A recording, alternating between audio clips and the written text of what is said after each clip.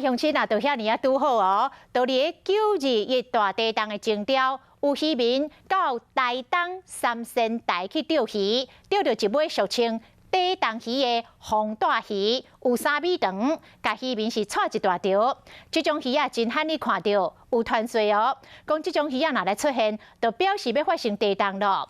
不过这个传说一直拢无科学的证据会当来证明。但是哦，早起的7点54分，台东县政府东南边的海域，阁真正来发生着4.6有感的地洞，加在无传出灾情。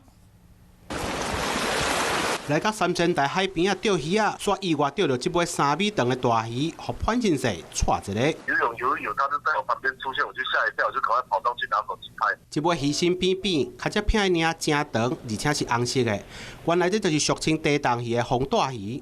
伫921地洞21周年进前钓到伊，也互真侪人感觉真巧合。伫去年8月，伫台东嘛捌出现，当时连续2个月出现3尾，上重的甚至有30公斤，5米长。红带鱼是只罕见的深海鱼类，伊就生活伫咧海底1000公尺深的所在。但是实在因为伤少看到，所以大家常常将伊参地洞想做伙，但是也无科学的根据会当证明双方有关系。